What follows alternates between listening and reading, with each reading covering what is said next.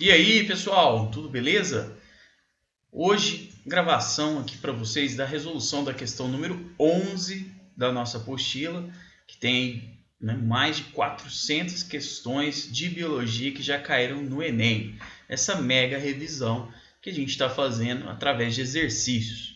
E hoje a gente tem um exercício aqui que ele é muito importante para a atualidade agora, para esse Enem, que é um assunto que já vinha sendo cotado para aparecer ano passado e não caiu. Então, a gente faz esse exercício dando uma boa revisão nele. Fala assim para nós. Desde os anos 1990, novas tecnologias para a produção de plásticos biodegradáveis foram pesquisadas em diversos países do mundo. No Brasil, foi desenvolvido um plástico empregando-se derivados da cana-de-açúcar e uma bactéria recém-identificada capaz de transformar açúcar em plástico. Olha que interessante, a bactéria pega o açúcar da cana-de-açúcar, então vai pegar aquele carboidrato e vai transformar isso num plástico através do seu metabolismo. Aí ele diz assim no texto: a bactéria se alimenta de açúcar transformando o seu excedente do seu metabolismo em um plástico biodegradável chamado PHB, que é o polihidroxibutirato.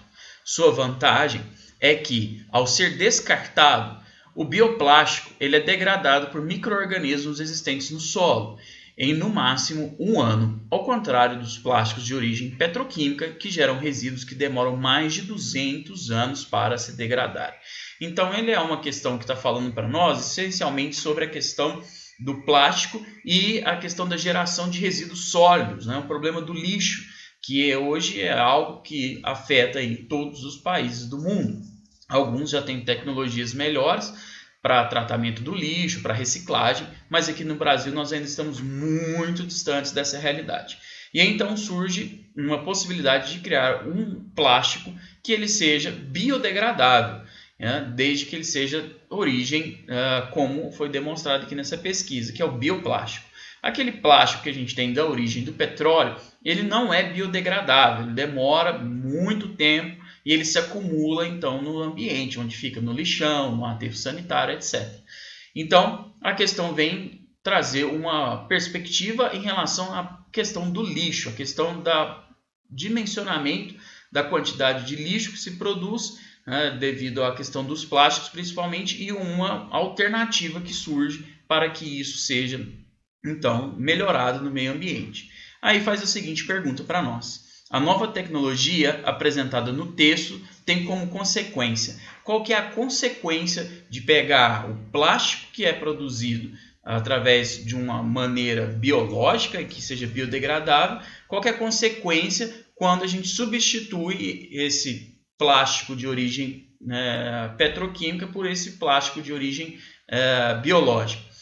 Vamos então para a resolução do exercício, que é bem tranquilo. Vamos lá. A letra A fala assim para nós: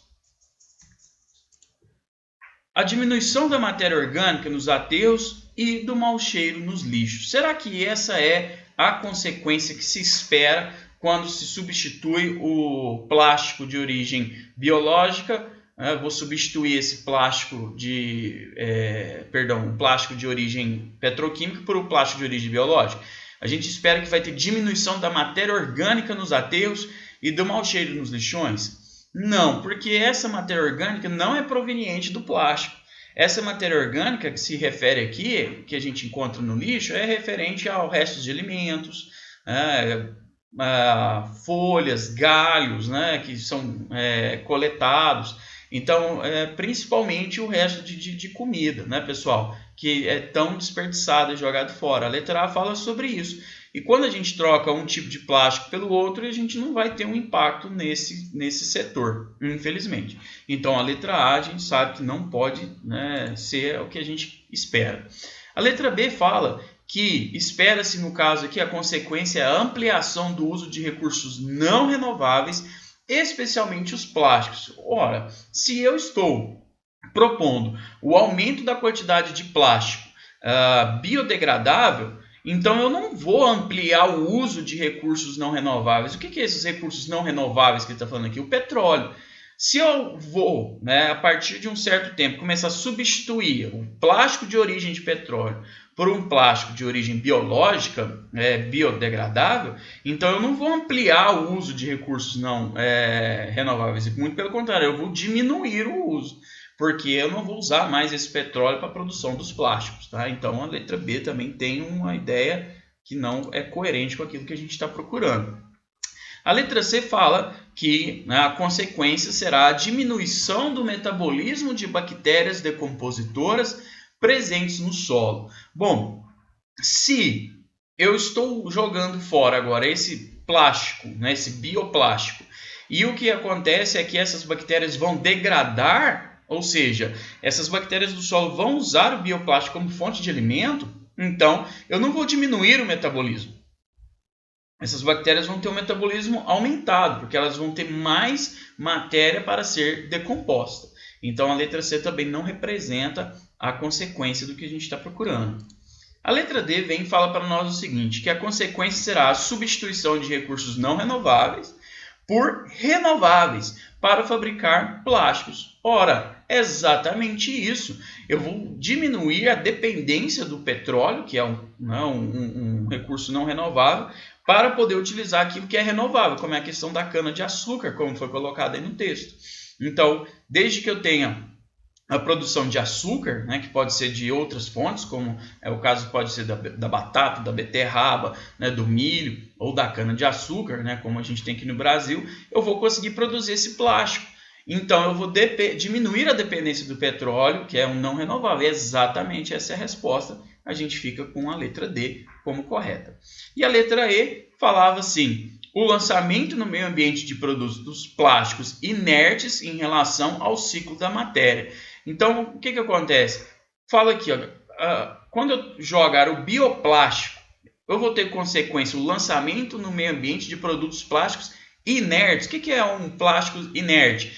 Ele que não reage, ele não tem reação de decomposição. E não é isso que acontece. Quando eu substituir o plástico pelo bioplástico, o que vai acontecer? Eu estou lançando no ambiente agora plásticos que eles são decompostos.